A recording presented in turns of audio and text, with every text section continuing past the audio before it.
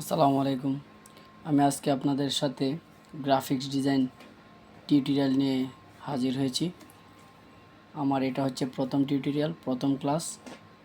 আস্তে আস্তে আমরা গ্রাফিক্স ডিজাইনের সকল ক্লাস করব ধাপে ধাপে। আমরা শিখব খুব সহজেই নিজের ভাষায়। আমি আমার মন থেকে বলতেছি, আমি আমার নিজের ভাষায় সুন্দর করে বোঝাবো। আমার ভাষায় হয়তো বা ভুল হতে পারে, বা আমার এলাকার ভাষার সাথে আপনার এলাকার ভাষা নাও মিলতে পারে। এর জন্য কিছু মনে করবেন না। আমি ওইভাবেই ক্লাসগুলো করাবো যেন আপনারা সহজেই বুঝতে পারেন। প্রথমে আমরা গ্রাফিক্স ডিজাইনের জন্য যে ইলাস্ট্রেটর একটা সফটওয়্যার আছে, ওই সফটওয়্যারটা ওপেন করব। ওপেন করার পরে আপনাদের সামনে এরকম একটা ইন্টারফেস আসবে।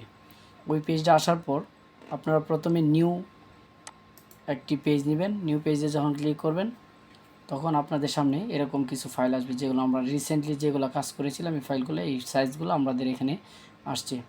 আপনারা যদি মোবাইলের জন্য কোনো ফাইল তৈরি করেন, মোবাইলের ওয়ালপেপার, তারপরে হচ্ছে আপনার মোবাইলের জন্য বিভিন্ন ধরনের থাম্বনেল বা এরকম যদি আপনারা কিছু তৈরি করতে চান, তাহলে এখানে প্রত্যেকটা সাইজ দেওয়া আছে। ওই সাইজ অনুযায়ী ওই সাইজেরই একটি লেআউট তৈরি হয়ে যাবে।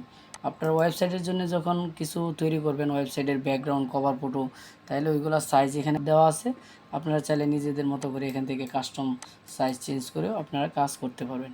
প্রিন্টের জন্য যদি কোনো ডিজাইন করেন তাহলে এখানে প্রিন্টের অপশনও আছে, বিভিন্ন size, letter size, A4 size, legal size. আমরা যে সাইজের কাজগুলো করি, প্রিন্ট করি, ওইগুলো এখান থেকে নিতে পারবেন। আপনাদের ছবি সংক্রান্ত কোনো বিষয়, যদি ছবির জন্য 4K, 8K, HD video, MP4 video জন্য থাম্বনেল রেডি করতে চান, তাহলে আপনাদের ওইখান থেকে নিতে পারবেন। তো আমরা যেহেতু প্রিন্টের জন্য করব, তো প্রিন্ট অপশনে চাপ দেওয়ার পর আমরা একটা A4 পেপার নিব। A4 পেপার নেওয়ার পর আমরা এই পেপারে কাজ করব। তো আমরা এখান থেকে ক্রিয়েট দিলাম, দেওয়ার পরে আমাদের এই পেজটা চলে আসছে। এটা হচ্ছে আমাদের ড্যাশবোর্ড। এই ড্যাশবোর্ডের মধ্যে আমাদের যত ডিজাইন হবে এখানেই কাজ হবে। এর ভিতরে আমাদের সকল কার্যক্রম এখানেই করতে হবে।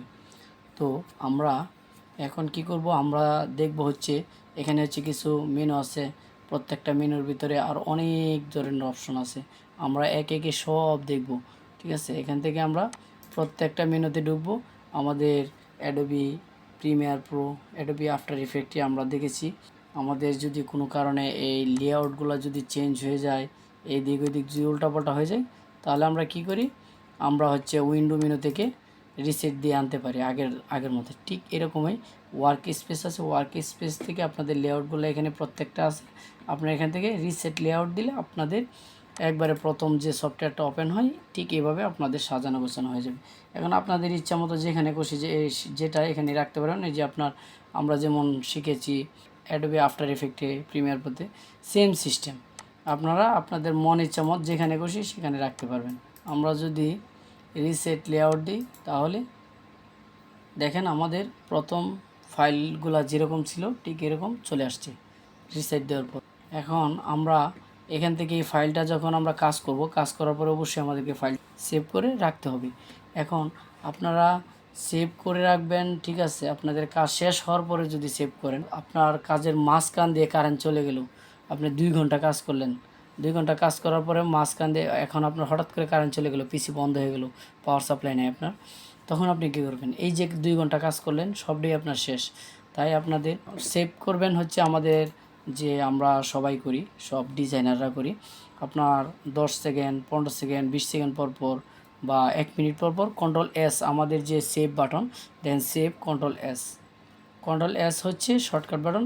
Ctrl+S আপনারা এই 20 সেকেন্ড, 30 সেকেন্ড পর পর Ctrl+S চাপ দেবেন। তাহলে হবে কি, 20 সেকেন্ড কাজ করার পরে যে কাজটা করছেন সম্পূর্ণ কাজটাই আপনার সেভ থেকে গেল। তখন আপনার কারেন্ট চলে গেলে বা অন্য কোনো সমস্যা হলে ভয় নাই যে আপনার কাজটা, পরিশ্রমটা বৃথা যাবে, এরকম কিছু নাই। তার জন্য আপনারা Ctrl+S সেভ করবেন সবসময়। তো সেভ করতে গেলে আপনি যখন সেভ করবেন, প্রথম ফাইলটা সেভ করার জন্য আপনি কোথায় সেভ করবেন, সেভ বাটনে ক্লিক করলে এরকম অপশন আসবে। আসার পরে দেখেন আপনি সেভ করার জন্য কি নাম দিবেন। ধরেন আমি একটা নাম দিলাম, আমি ক্লাস 1 নাম দিলাম। এখন হচ্ছে পিডিএফ হিসেবে নাকি ইপিএস, আপনার যেটা দরকার। তো আমরা এআই দিয়েই আমরা সেভ করব, যেটা আছে সেটাই থাকবে। এটা হচ্ছে আমাদের সোর্স ফাইল। এই ফাইলটা হচ্ছে আমাদের এডিটেবল ফাইল। এডিটেবল ফাইল, ওইটাতে আমাদের প্রত্যেকটা লেয়ার আলাদা আলাদা থাকবে, লেয়ার অনুযায়ী আপনাদের কাজগুলো থাকবে, আপনারা সহজে আবার এটা ওপেন করে কাজ করতে পারবেন। এখন সেভ করার জন্য আপনি কোন ফোল্ডারে সেভ করবেন, আপনার যদি কোনো ড্রাইভে সেভ করেন তাহলে আপনার ওই ফোল্ডারে গিয়ে তারপরে আপনার সেভ করবেন। আমি ডেস্কটপে সেভ করতেছি, ডেস্কটপে আপনার নতুন একটা ফোল্ডার তৈরি করি, নিউতে গিয়ে নতুন একটা ফোল্ডার তৈরি করি, ক্লাস ওয়ান। আমি ফোল্ডারটা তৈরি করার পরে বাইরে একটা ক্লিক করার পরে যখন এটা সেভ হয়ে গেল, আমরা এই ফোল্ডারটাকে সিলেক্ট করে ওপেন করে দেব। ওপেন করার পরে আমরা সেভ করব। এখন আমাদের অপশন আসছে, এখান থেকে আপনি আবার চাইলে আপনি কোন ভার্সন দিবেন। আমারটা হচ্ছে সিসি ভার্সন, তো আমরা সিসি ভার্সনে কাজ করব। এটা হচ্ছে আপডেট ভার্সন। আমরা এখান থেকে চাইলে আমরা এখান থেকে চেঞ্জ করে নিতে পারবো। আমরা ওকে দিব। ওকে দিলে আমাদের ফাইলটা সেভ হয়ে গেল। এখন আমরা যদি এখানে কোনো কিছু একটা তৈরি করি, ধরুন আমি এটা তৈরি করলাম, এটার হচ্ছে ব্যাকগ্রাউন্ড হচ্ছে আপনার সাদা, তারপরে এখানে হচ্ছে আমাদের দুইটা কালার আছে, দেখেন এটা হচ্ছে আমাদের এলিমেন্টের কালার, যেটা হচ্ছে আমরা যদি ভিতরের যদি কোনো কালার চেঞ্জ করি এটা। আবার হচ্ছে একটা স্ট্রোক আছে, স্ট্রোক আলাদা, স্ট্রোকের কালার আপনি চাইলে চেঞ্জ করতে পারেন। স্ট্রোকটা যদি মোটা করতে চান, দেখতে চান, তাহলে আমরা এখান থেকে যদি বাড়িয়ে দিই স্ট্রোকটা মোটা হবে। মোটা হওয়ার পরে আমরা যদি এখান থেকে স্ট্রোকের কালার চাইলে চেঞ্জ করতে পারি, স্ট্রোকের কালার চেঞ্জ হয়েছে। তো এখান থেকে হচ্ছে আমরা স্ট্রোকের ডিজাইন চেঞ্জ করতে পারি। দেখেন ওইটা করার পরে এই কর্নার দিয়ে একরকম হয়েছে, ওই কর্নার দিয়ে আরেক রকম হয়েছে। আমরা এখানে যে কোনো ডিজাইন করতে পারি। স্ট্রোকের ডিজাইন, এটা হচ্ছে স্ট্রোকের ডিজাইন, তো আমরা স্ট্রেট লাইনই রাখবো। তারপরে এটা হচ্ছে স্ট্রোক আপনি কীরকম দেখতে চান, আপনি যদি এই রকম দেখতে চান তাহলে এরকম হবে, এরকম হবে, ঠিক আছে। আপনি যে কোনো স্ট্রোক আপনি চাইলে দিতে পারেন। তো আমরা বেসিক লাইনই রাখবো। এখান থেকে হচ্ছে অপাসিটি, আপনি অপাসিটিটা 100% আছে, আপনি যদি কমায় দেন, দেখেন অপাসিটি কমে গেছে, ঠিক আছে। এটা হচ্ছে অপাসিটি। তারপর হচ্ছে এখানে হচ্ছে কিছু কালার আছে, আপনার হচ্ছে প্যাটার্ন কালার, এটা আমরা প্যাটার্ন কালার বলি।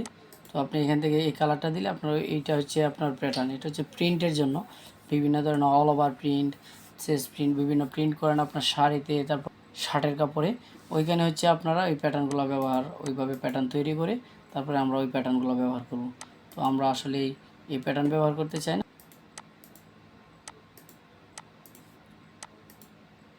আমাদের আগের মতো চলে যাচ্ছি। তো আমরা সকল কাজ করলাম, কাজ করার পরে আমরা Ctrl+S সেভ করলাম। সেভ করার পরে যদি আমরা ওইটা আবার কেটে দিই, কেটে দেওয়ার পরে আমাদের ফাইলটা কোথায় আছে, ক্লাস 1 নামের একটি ফোল্ডার তৈরি করেছিলাম আমরা, ক্লাস 1-এ আমরা ক্লিক করব। ক্লিক করার পর আমরা ওইখান থেকে ফাইলটা ডাবল ক্লিক করলে ফাইলটা সরাসরি ওপেন হয়ে যাবে। আর যদি আমরা সফটওয়্যারটা আবার নতুন করে ওপেন করতে যাই, সফটওয়্যারটা ওপেন করার পর দেখবেন আমরা যে রিসেন্টলি যে কাজগুলো করেছি সবগুলো আমাদের এখানে আছে। আমরা চাইলে এখানে ক্লিক করলে ওপেন হবে। তো আমরা এখানে ক্লিক করলে ওপেন, ধরেন এখানে নাই, ওইখান থেকে আপনি কোনো কারণে ডিলিট হয়ে গেছে বা পিছনে চলে গেছে, অনেক দিন আগে কাজ করেছিলেন, তখন আপনি ফাইলটা ওপেন করবেন, ওপেনে দিবেন। ওপেনে দেওয়ার পর আমরা ডেস্কটপে যাওয়ার পর এই যে আমরা ক্লাস 1 ওইখানে ঢুকবো, ঢোকার পর এই ফাইলটা ওপেন করব। দেখুন আমরা যে কাজটা করেছিলাম সম্পূর্ণ কাজটা আমরা ওই রকমই পেয়েছি। তো এটা হচ্ছে আমাদের আজকের বেসিক হচ্ছে আলোচনা। তো এটা ইন্টারফেস সম্পর্কে জানালাম। কিছু আপনাদের ওই কাজ করতে গিয়ে আমাদের সেটিং বিভিন্ন ইন্টারফেসের অনেক সমস্যা হতে পারে। এই সমস্যা হলে আমরা কি করব, আমরা এডিট মেনুতে যে প্রিফারেন্সে ঢুকবো অথবা Ctrl+K দিলে সরাসরি আমাদের এখানে চলে আসবে। এখান থেকে আমাদের কিছু সেটিংস আছে, আমাদের প্রয়োজন মতো সেটিংগুলো রাখবো, ঠিক আছে। গাইডলাইন, আমরা গাইডলাইন নেব, গাইডলাইনের কালার কি হবে, ঠিক আছে। তারপর হচ্ছে সিলেক্ট করার পরে কালার কি হবে, আমরা যে কোনো কালার এখান থেকে দিতে পারবো। এদের ইন্টারফেসের কালারটা আমরা সাদা রাখবো না কালো রাখবো এটা আমরা রাখতে হবে, এটাকে থিমস বলি আমরা। তো এখান থেকে দেখেন এটা হচ্ছে হোয়াইট কালার। তারপর হচ্ছে আমরা ইচ্ছা মতো যে কোনো কালার রাখতে পারবি, যে কোনো কালার রাখতে পারি। এখন আমি সবসময় ওইটা রাখি, আমার কাছে ভালো লাগে। তো আপনাদের যেটা মনে চায় ওইটা রাখতে পারেন। ওকে দিলাম, আমার সেভ হয়ে গেল।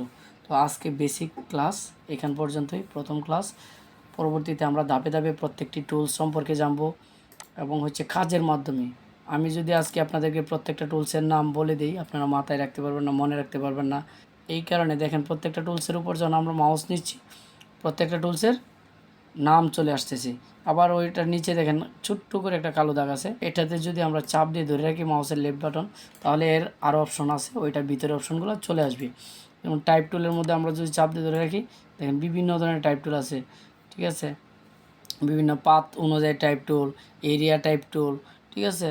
তো এইখানে প্রত্যেকটা টাইপ টুল আমরা এখান থেকে দেখতে পারবো চাপ দিয়ে ধরে রাখলে। তো আজকে এই পর্যন্ত আলোচনা।